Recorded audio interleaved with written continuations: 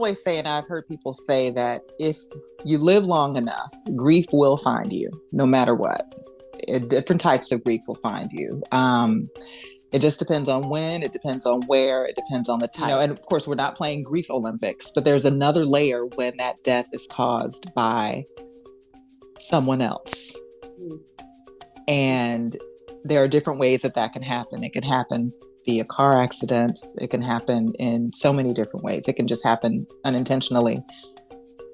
And then it can happen in a way that you have had to experience. So my guest for today, Vicki Rose, author of an excellent book that, if you ever dealt with any type of grief, will help you wrap your mind around it and help you begin to sort through all of the emotions.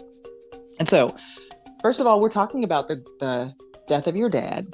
And before we get into the details, I want you to honor us by honoring him and letting us know who he was as a person, this wonderful person. Very good. Well, Liz, I just want to thank you for having me here on your awesome podcast, Planet Noun. And I put this disclaimer out there. I am not a counselor. I'm not a doctor. I'm not a therapist. The work that I've done is based on my grief story that has served as a catalyst to now be at a place where I'm sharing my story, but I'm also sharing a framework of how do you get through something such as grief. Okay. And I will tell you, grief is forever. It's forever. My tragedy, it happened 24 years ago. I'm talking about this 24 years up the road. And that is not to alarm your viewers. I'm going to be as transparent and mindful and empathetic as I possibly can be. Because one thing that I emphasize in the book, The Soul's Journey, How to Process Grief, Live with Purpose, and Accept the Loss of a Loved One, is emphasizing that everyone's grief is different, right? Our walk with grief is an individual walk. And I have to put the disclaimer out also, thanking my mother, my dear mother. She's still here with us. She was a wife of 43 years before the passing of my father, and my sister, my older sister, Stacy, and then my dear son. Okay.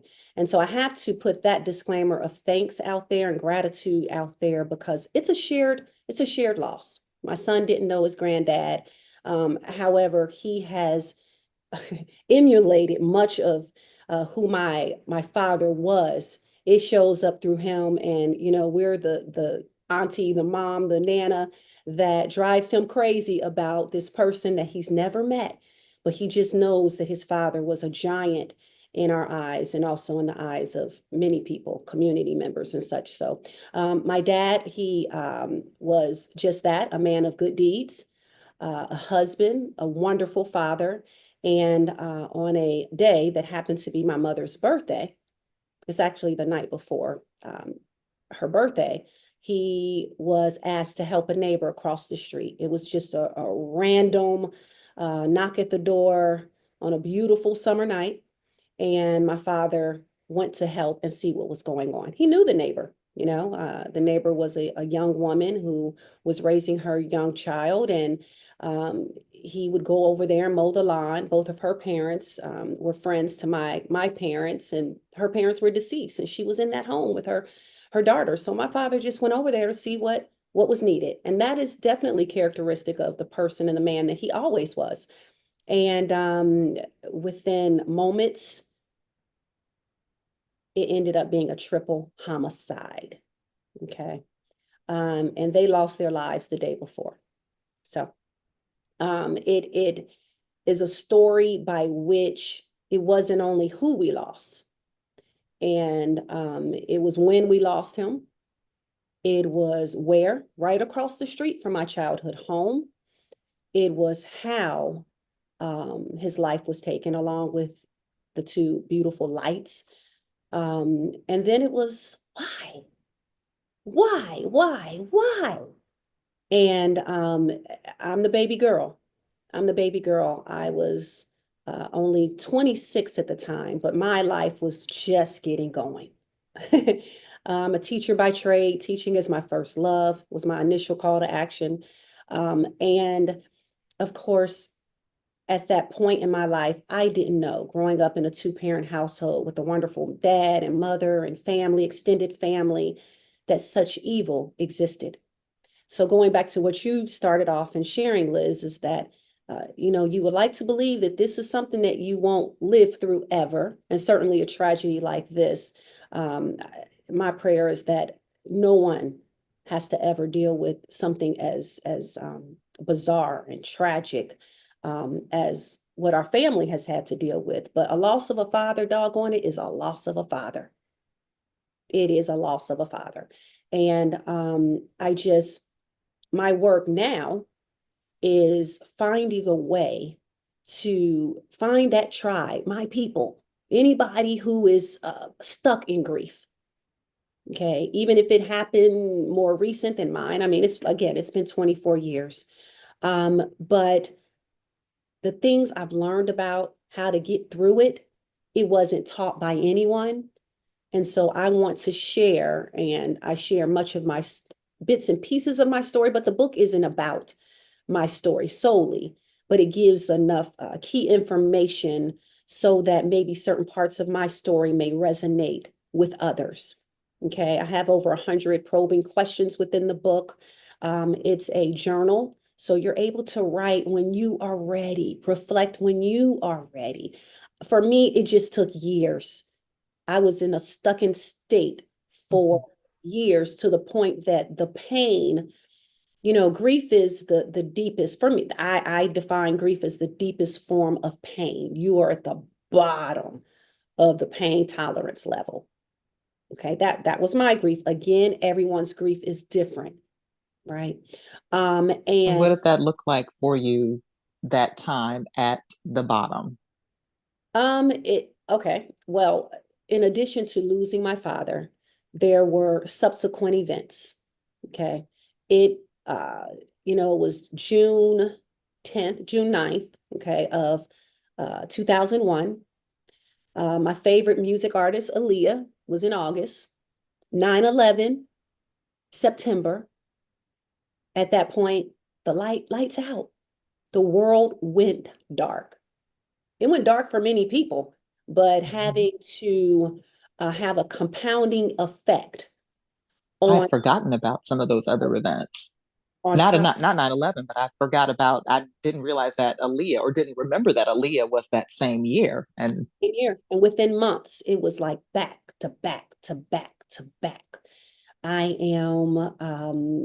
It's becoming more and more and more heavy with everything that was occurring, the subsequent events. And then soon after, we have a capital punishment case, a death penalty case, right? Because there's been, the egregious act, violent act on three beautiful people for no reason.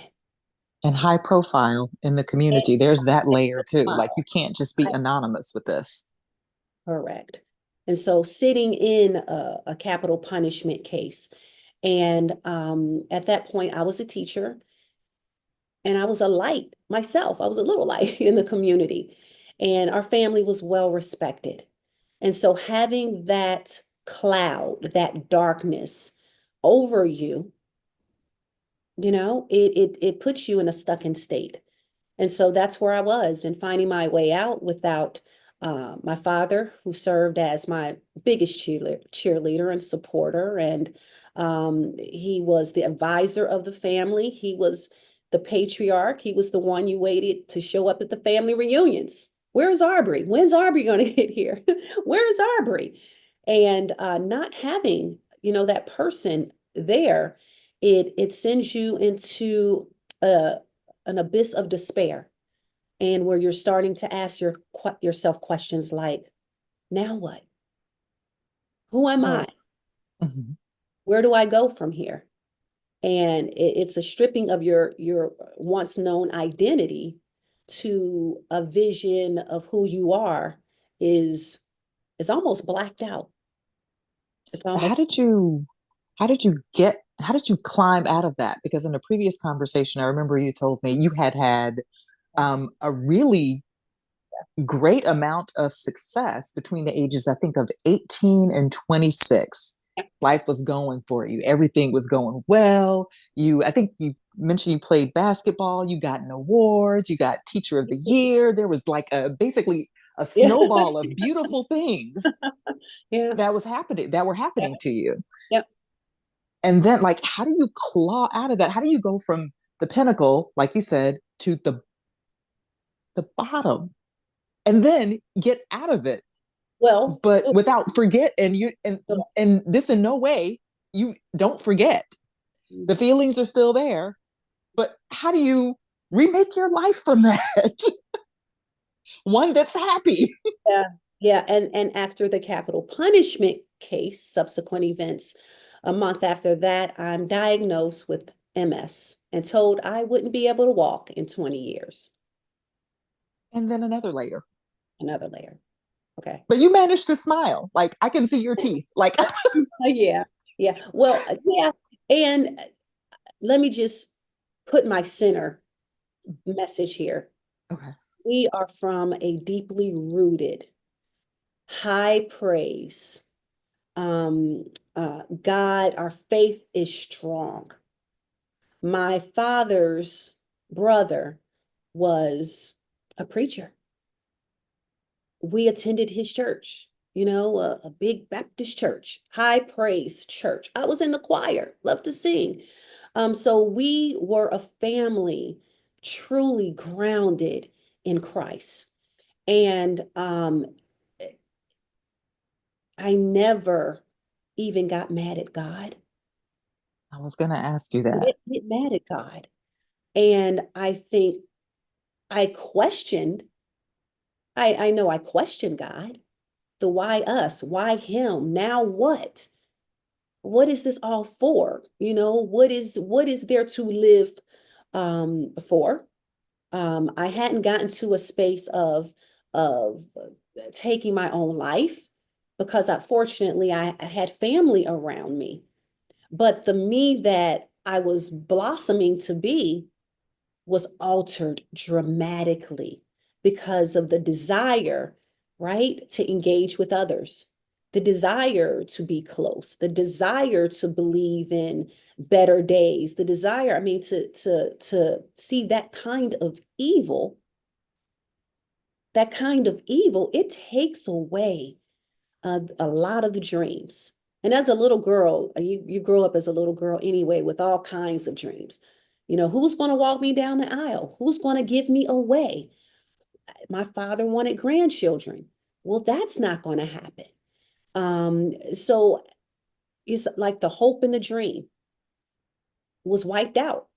It was wiped out. So yeah, I continued to smile. And that smile came from a space of that little light that has always been in me. I'm a teacher. I'm a teacher and I worked at a Title I school, the school within my community, and I'm the one working with students who come from great despair.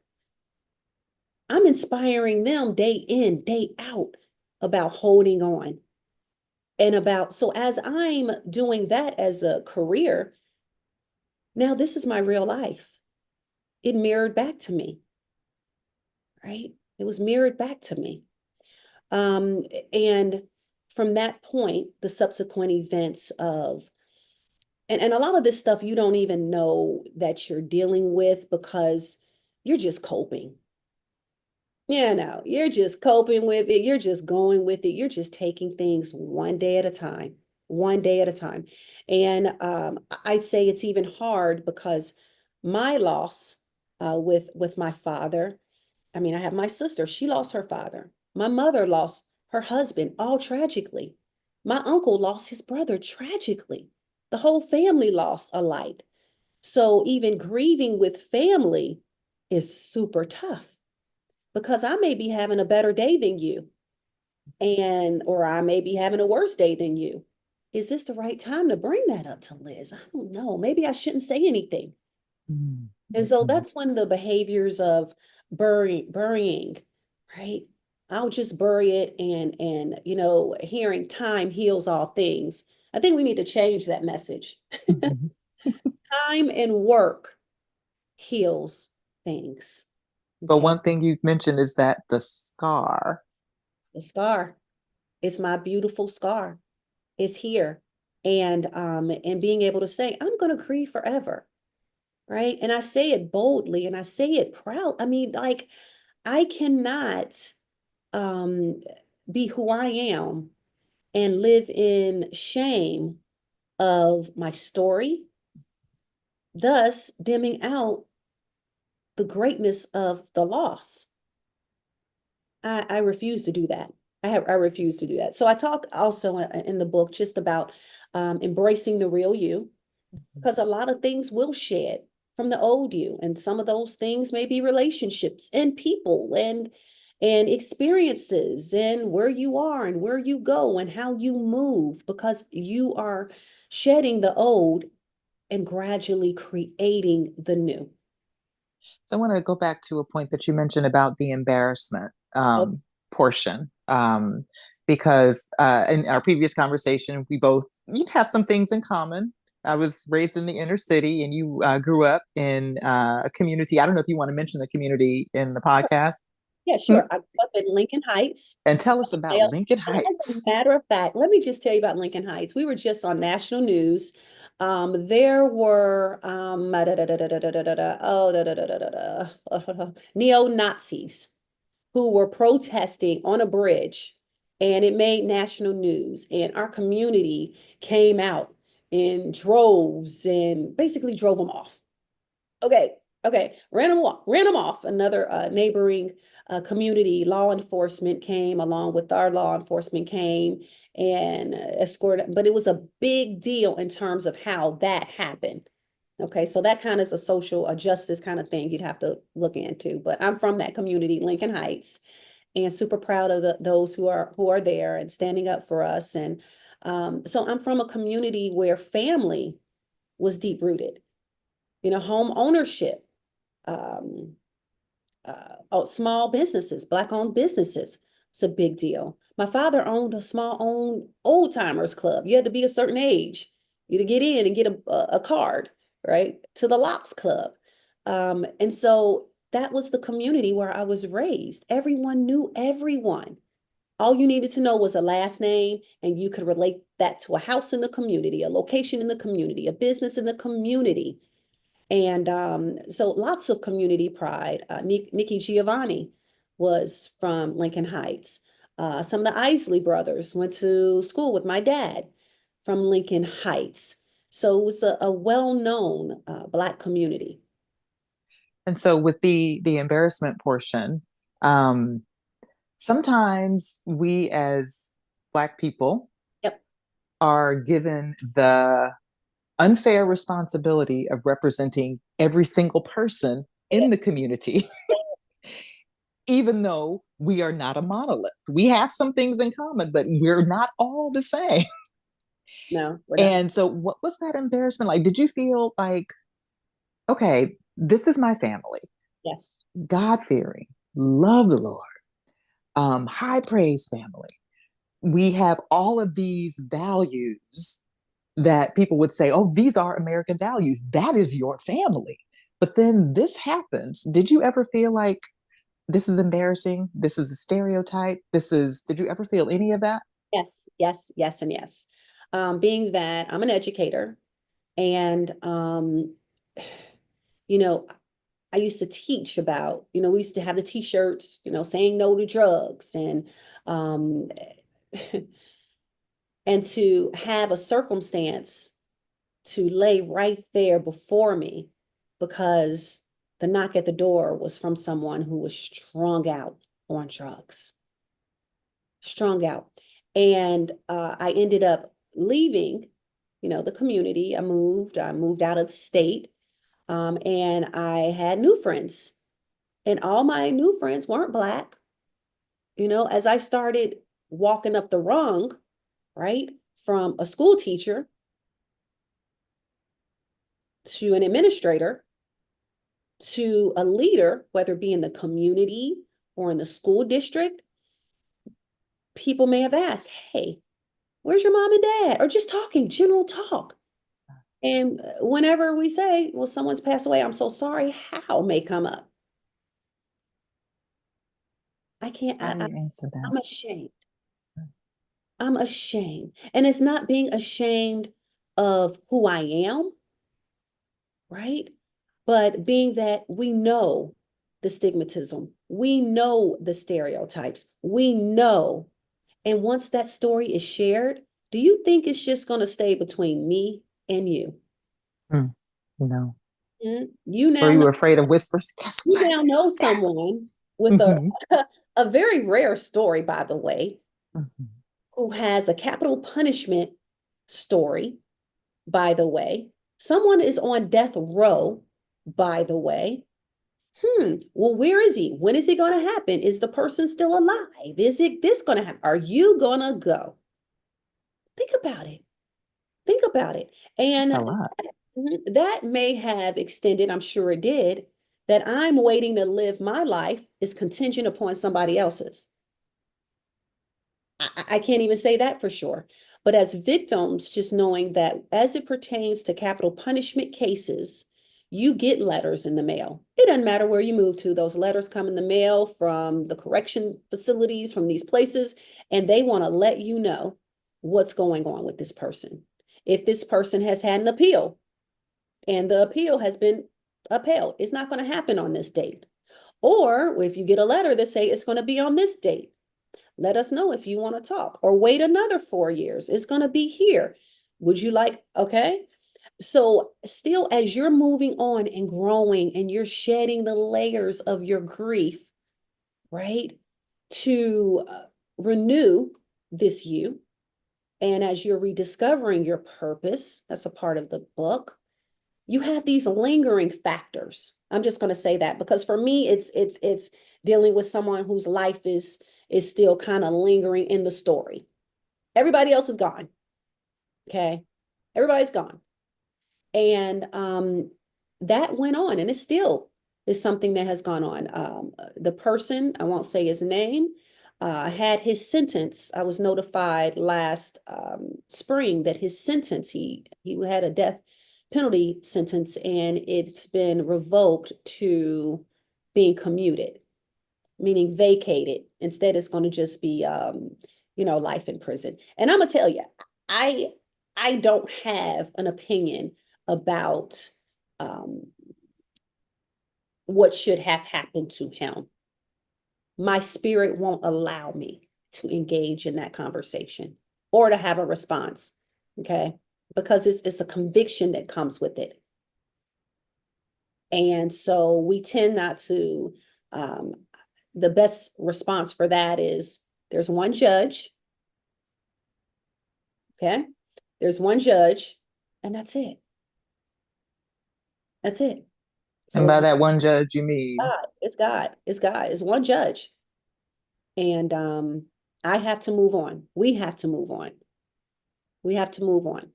And that's where, and I released the book, and I was working on the book anyway before all this was brought to our attention, Mhm. because I Oh, received, about the commutation? oh yeah, yeah. I was working on the book, and they all kind of came together at the same time. And I said, okay, well, the book is going out, and the book is going out because I don't want those who are grieving to be stuck in grief. I want those who are grieving to find their way, to find a new purpose, because we all, I believe, have purpose here. There's a reason that we're here, and be able to weed out a lot of that emotion, acknowledge it, as I'm, teaching some of the principles of accept. It's in the book. The A is acknowledging that this pain is here. And much of my pain stayed in, I don't want to say I was immune to the pain, but a numbing state. How And long was that? oh, years, Oh, years, I wore a facade that I was okay. But remember, I moved, I left, I Mm. moved 3 states away from everything. So basically, people didn't know me here. They did, and so in some respect, it was good. It was Mhm. good that I moved and I had a new start, but I still had that. I'm taking my burden with me, and it's a huge burden. It's a huge burden. And learning to acknowledge probably was the biggest, biggest um, thing that I had to do. That was the first step in the accept framework. Yeah, the first step. And then understanding grief. You know, when someone passes away, you get all these beautiful cards, and, it suggests that there is an endpoint. You won't grieve forever. I disagree. I disagree. When you've lost someone who's had a great impact on your life and on your identity, uh, being you is really hard to be when they're no longer here. And I've lost many people, so it's not just my father, but my dad again. What I learned through my acknowledgement is that, wow, he had a huge purpose in my life. He was the reason that, whether it's me being resilient, he boxed with Muhammad Ali, okay, the 1960s Golden Glove Olympics team, whether it be his resilience that he always, you know, um, gave us that empowerment that it didn't matter what happened, we would get through it. Civil rights activists, we will find a way. Being able to say, hey, this is not right. You have to champion something and make sure it matters. Being a person of good deeds and not having that person at such a young age no longer with me, for me, it was just really hard. It was really tough, you know? So I held on to what I knew when he was here that I'd be good at, which was being a teacher. That was done. Uh, Interestingly enough, while during the funeral, Mhm. thousands of people at the funeral, uh, someone played a radio interview that my dad was on the radio the morning of his death. Yeah. And he made a comment, and he was just talking about what's going on in the Black community and saying, most of the problems we have in our community is girlfriend, boyfriend stuff. And then he said, I'm so proud of my daughters. And he started talking about us having master's degrees. And he said, my baby girl, she's a principal, man. And everyone in the audience who knew I was just a teacher started giggling. Like, she's not a principal. But that was my dad. Mhm. That was my dad. And so to the point of the night right before they pronounced him dead or gone, no longer with us, I kissed him and I told him, we're going to make you proud. Okay. And so after that moment, he's gone. And the thoughts are, how am I going to live up to what I said? And with something like dealing with a tragedy, in the back of your mind, when you lose the fight, the endurance, the energy to fight, even though you know what you're called to do, there's that thing in your mind that says, it probably would be okay. No one would come looking for me if I just disappeared and didn't fight. Wow. That's what you went through with, Like, this is that bad. wow. This is that bad that after that circumstance, Mhm. now this, next that, now this, next that, this. If I just said, you know what? I'm good. I'm good. And And with that, you're not necessarily talking about ending my life. No, no, no. I'm but talking, just fading into the background, kind of like a wallflower. there you go. There you go. Just being. I will just be. Wow. Maybe if I just be, I don't have to feel this gut wrenching pain. Maybe if I just be, I don't have to worry about loss again because I will never love the way that I've loved a father and have to feel the loss. Maybe I'll just, right? So that's, and I learned this in my therapy. It talks about the limiting beliefs. It talks about the mind traps, things that when you're dealing with grief, you tell yourself. And so in the book, I have, again, about 100 probing questions. And these are some of the questions that I had gotten through my intense therapy. After about 15 years, I got intense therapy. And that's when it was brought to my attention how bad off I personally was. That basically I was getting up, going to work. Here I am. I got the facade. It seems like I'm good. I'm worried about everybody else. I can come home. It's my retreat. It's my hideaway. And that's it. That's it. That's good enough. So from 2001 to about, was that About 15, 16. 2016, 15? It was a long time. I buried myself in just in work and everyday life experiences. I'm going to work. I'm going to eat. I'm going to sleep. But during that time, you became a principal. For I real, did. for real. I did become a principal. But remember, because I told my dad I would. And that's great. That's great.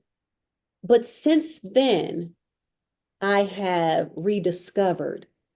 I mean, women, the human spirit, we're built to do multiple things, a multitude of things. We're not just, no, no, no, no, no, no, no. So yes, I became a principal, and that was a rewarding experience. I did it for 10 years. It was rewarding. Being a teacher is fulfilling, but I knew there was always something else, right? So after I knew at this point, I can no longer say, well, I'm doing all this to make my dad proud. I had to let it go, And then right? what was the pathway after you decided? What was that like, deciding to let it go? Did you feel any guilt at all? Like what was that Well, journey? once I shook off the limiting beliefs, once I Mhm. shook off the mind traps, once I shook off all of those things that had been sitting in my heart, even forgiveness, and the forgiveness of an hour before it all happened, I was there. I was visiting with my father and my mom just to drop off. I was doing laundry, and the survivor's guilt is strong. It was strong because an hour after that, my mother's calling me. So after everything, my dad passed away. I'm thinking maybe I just shouldn't have gone over there. Maybe if I wouldn't have gone over there, or maybe if I would have stayed there. So when you think about grief, and all of this again is shared in the book, reflecting back to everyone else and your own circumstances so that you can really purge out those limiting beliefs and those mind traps. Because once you read the book, I want anyone who's grieving to just be able to say, wow, here I am. And where I am is enough. I am enough. And that there is a life beyond my loss. Okay. There is a new chapter. There is a new beginning. There's hope. There's more, so much more. My son ended up, my dad never met, my son never met my dad. He was born 3 years after my father's death. And he was a big part of my championing. He's a boy, and my dad always wanted a grandson. So, I have a son. And my son ended up getting a full ride to a top 10 university. And he had shared that there were times that he felt he was living in the shadow, even of a person he didn't even know. Wow. Right. And you can take what you want to take with that, but it's also a lesson as parents, with our kids as they're navigating life, that we have to be our best selves. And I am all over being the best mom I can possibly be. Aside from the tragedy, just keeping a healthy relationship with my son, um, not allowing that tragedy to be something that he feels he's stigmatized by. He deserves far more than that, right? And it's just a lesson that you don't really know when you're going through it. You almost Mhm. have to get on the other side and and be able to tell others about that lesson, to be a testament, so that, again, my story, whatever resonates with others who are grieving, they can just take bits and pieces to be and find a better them. Because I lost myself in my grief. I never thought I would lose myself. And I lost connections with friends, with sorority members. I lost with the church. I lost a, a, a space of confidence in who I was, you know. Yeah, I was in a space of having to relearn and get to know me again. And And you had to go through some step work. That's one of the words you use, step work. the step work. Mhm. But step work is not for the faint of heart. Right. It doesn't matter. And like, who really wants to confront ugly emotions? We all, okay, it's nice to say, and I'm not talking about you specifically, I'm talking about just humanity in general. It's nice to say, oh, I want to be my best self, I want to be the best that I can be. But you have to get in the trenches with yourself if you want to be your best self sometimes. A word for anyone who might be a little apprehensive about doing that kind of step work. Yeah. Well, think about it. The people who have um probably the think people that you are like your idols, the people you admire the most. Think about it. Many of them have the most unbelievable stories that they've overcome. Okay. So just, and they've done some step work to overcome it.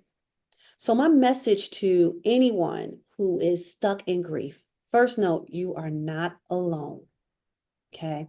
And that this is a journey that you can get through it. Does it hurt? It does hurt. It does hurt. Um, are there things you can do without having to go to therapy? It depends. For me, therapy worked because I am in the family, I'm the go-to person, right? I'm the person that, so therapy just worked for me because I was able to have an active listener and someone who could tell me about myself, tell me where I was missing the mark, tell me that, and identify all the mind traps, things that weren't even logical. Um, to believe that there's not more for me to do beyond my dad when I was doing so much before. But in my mind, I believe that with everything, that the most that I had gotten was the most that I would have. The Vicki I am now, my father not only would be proud of, he would have to get to know this woman, get to know this new Vicki. Oh, and it's really cool because it's something that, again, the human spirit is so complex, it's so dynamic. I mean, you have people who are doing a multitude of things, especially now in 2025. Right? They're dual careered. They're not just doing what many people, I guess, my age were trained to do. You get a job, you keep it for 30 years, you retire, and that's it. Then you enjoy your life. People are doing jobs that they love and then doing other jobs that they also love, and then also doing another job that they love. Mhm. And Because starting TV shows. and starting, yeah, your podcast. Back to you. Yes, yes, yes. And it's in us. I will say that grieving and healing takes time and it takes work. It takes intention. It takes a lot of reflection. The questions in the book, they're reflection questions. I mean, where you are no longer running, you are no longer avoiding, you are no longer using distracting behaviors to overlook what's at the root of what could be, you know? And I'd say that I am the happiest that I've ever been, even in the pain, even in the new, Wow. because Throughout your whole life, the happiest that you've ever been. Wow. my whole life. And I'd even say, even when my dad was here, Mhm. even when my dad was here. So when you can get to a place where you can imagine, even when that person is here, that feeling of enjoyment in life that you had, and you compare the work you've done to get to this side of it. And I think what feels good is when you've proven to yourself that you will be able to feel some kind of good at some other time in life. So that may be the enjoyment and what I'm feeling, the fulfillment of wow, I am now in this space. And another thing is learning how to work through the process of grieving. And grieving can be grieving for someone that's passed away, grieving the loss of a job, grieving, heartbreak, grieving, a lot those things, whatever takes you to the pits of your emotion where you have no space to no wrath, nothing. You are stuck there. It gets you stuck. Those are the kinds of things that you need to have a process to help you get over it, and then to keep that belief instilled in you that no matter what happens, your human spirit has the capacity to get through it. Okay. And the capacity to learn lessons, to love, to love with abandon, and to enjoy the moment right now. Like right now, Liz, I'm with you. I'm not disassociating, thinking about what I'm going to do when we're finished. I'm not, I am with you and present with myself. But I would not have been here had I not done the step work. And Wow. at the end of the day, the choice is yours. You don't have to do the step work. The choice is totally yours. Don't do it. Don't do it. But will you really be your best self if you don't? Yes, will you be your best self? And are you okay on living on the would have, could have, should have beens? I'm not okay with that. And I, merely existing. I am 50 years old. And you've probably heard people say, there's more days, behind me than what's ahead of me. And most We're likely at that age. at that age.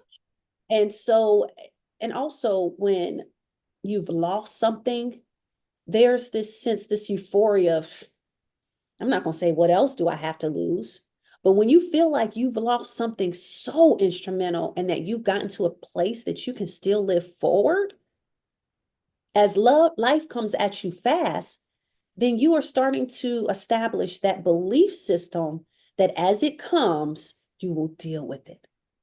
Hmm. You will be able to manage it. You will do the step work necessary, and that it's only for now that you will have to deal with it. Okay. It's not going to last forever in the sense of not being able to live forward. The grief is there with you. I mean, I have to take my grief, you know, I have to take my grief. But it's Uh, not running your life. yeah, oh, no, It's no. not dictating your calendar. It's not.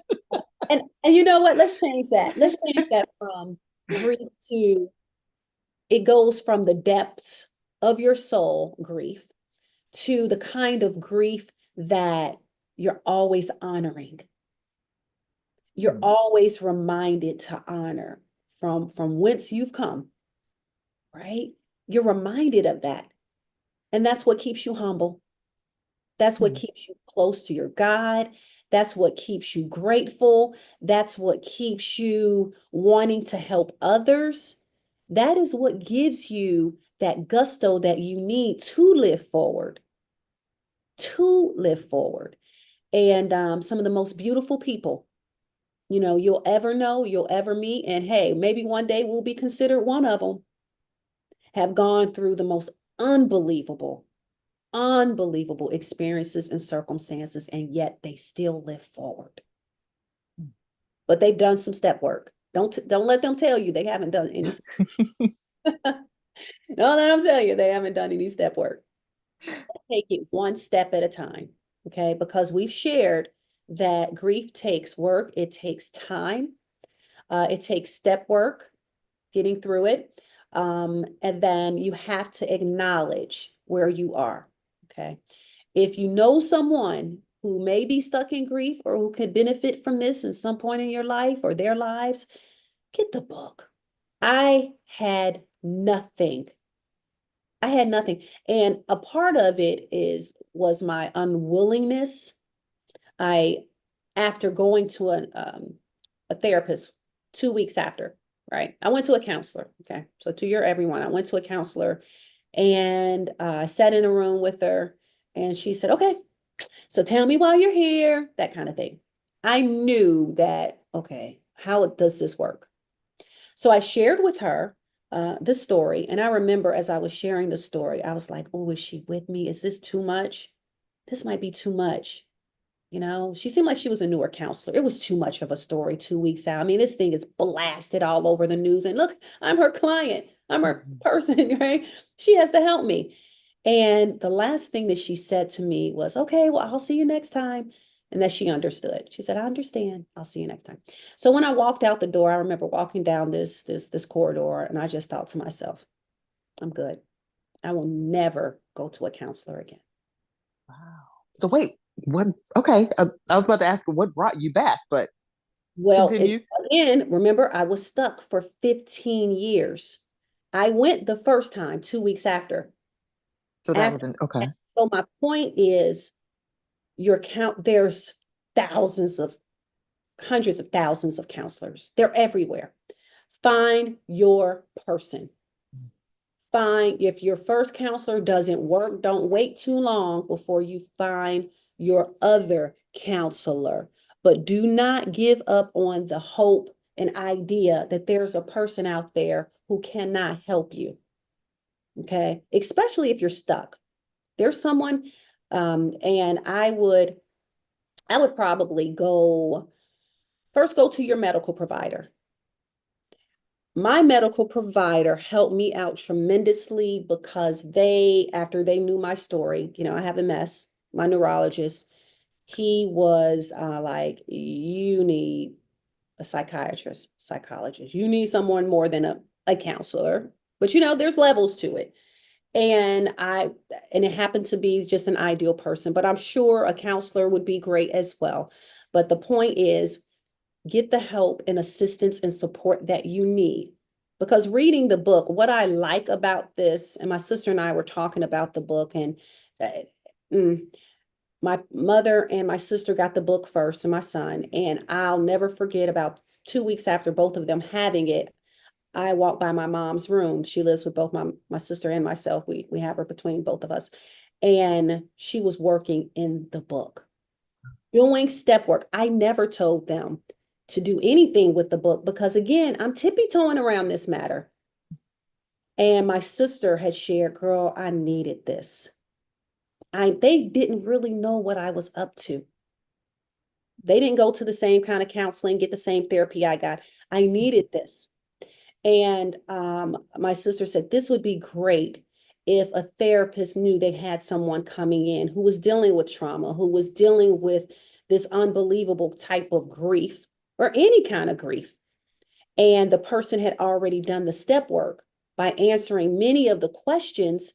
Because when you're just getting off work going to a counselor and they ask you what happened, you have to kind of remember how you were feeling or what you're feeling, your emotions. Oftentimes, those things don't come up until you're in this subconscious state. Oftentimes, when you're sleeping, when you're resting, when your mind is at ease, when it shows up, right?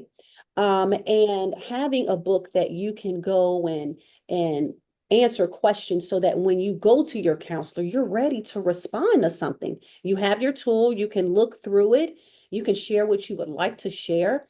It definitely would be a meaningful step forward. That way you don't have to start where I started. I went in a counselor and she said, okay, tell me your story. But I know she didn't have time to write down all that. She didn't have time to get to the nitty gritty. She wasn't trained to have me in her office. So my recommendations is that getting the book. If you're kind of opposed to counseling, get the book and start working through it. And you'll know as you're answering certain questions, the areas that you get tripped up on the most. And it may be acknowledging, right? It may be another part of the principle of accept, framework of accept, that you just get like, oh, this shakes me up. This is a lot. This is where I can begin even with my therapist. And I'm sure a therapist would appreciate you coming in, having some step work done prior to them lending their services. Two questions. I want to talk about the book, where they can get the book, and also your TV show. Oh, okay, yeah. Yes, yes, yes, yes, yes. So the book is on Amazon. Just go to Amazon, get Amazon Prime, The Soul's Journey, and by Vicki Rose, and it's Vicki. So I have it here on my backdrop for you guys. And then also, it's in a bookstore, Editions bookstore here. If you're in the Charlotte area, it's at the bookstore there. I've put in my information to try to get it in Barnes and Noble, so it should be there here in the next couple of months, I'm thinking. And then I'm also working on a television show, trying to get that syndicated television. It might be streamed, and it's going to have 7 episodes, and they've already been recorded, and it'll be out there. The Soul's Journey with Vicki Rose. And so you'll be able to hear me go more so in detail, just talking about the complexities of loss, talking about embracing the real you, purpose rediscovered. I'm giving you some actual strategies on how to get connected within your community, okay? How to connect with others, how to find your people, your tribe. So many people have lost, everyone hasn't lost a parent possibly, right? But finding ways to connect with people who can identify with your grief, identify with you, right? It would have been nice to have someone be like, oh, I understand that shame. Because when I use when I use the word shame and embarrassment, a lot of people, they don't get it. They don't get it. And so being able to talk with people who understand whatever your term is or whatever your feeling is that you're struggling with the most. I struggled with survivor's guilt. Why did I go over there? I feel like, if I didn't even show up, the man across the street just maybe wouldn't have been peering out, looking at us outside, talking and being happy or whatever, right? And I had to purge that limiting belief, right? That mind trap.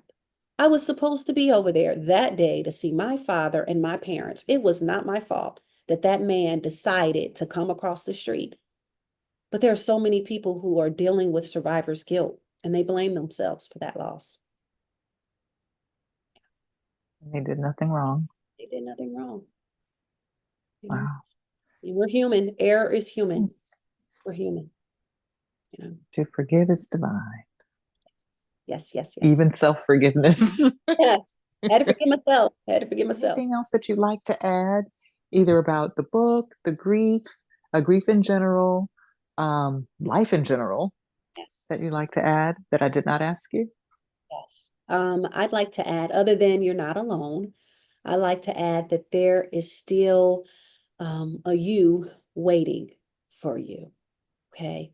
There is still a light inside of you that you have not even tapped into.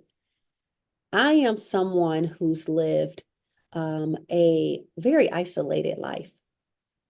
I have never would have imagined me talking to you, Liz, or anyone else, the other interviews, just about anything. And this especially, grief, the one thing that hurt me most. So there is pain that you have and that you are carrying, and there's a purpose that can be birthed from that pain. You got to do your step work. You got to do it. Ooh. Yeah. I don't think you understand that you are preaching. I'm just You sharing. are preaching. Yeah, I'm just sharing. Just sharing. So I appreciate you. Thank you so much for reaching out to me. And again, this story is something that I'll always I own it. I acknowledged it. And anyone who can't handle the story of what happened, okay, well, that's fine too, right? But this is who I am.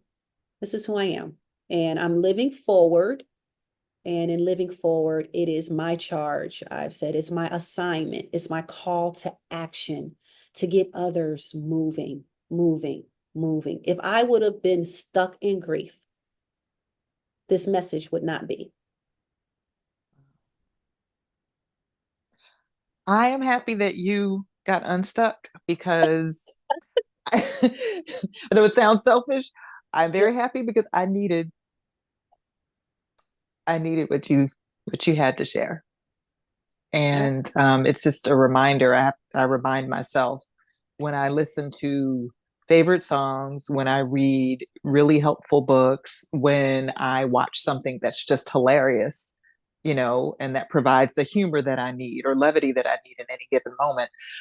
I think, what if this person decided to say no to their gift or their experience or their story? Then we wouldn't even know that we're missing something that would be the balm for our souls.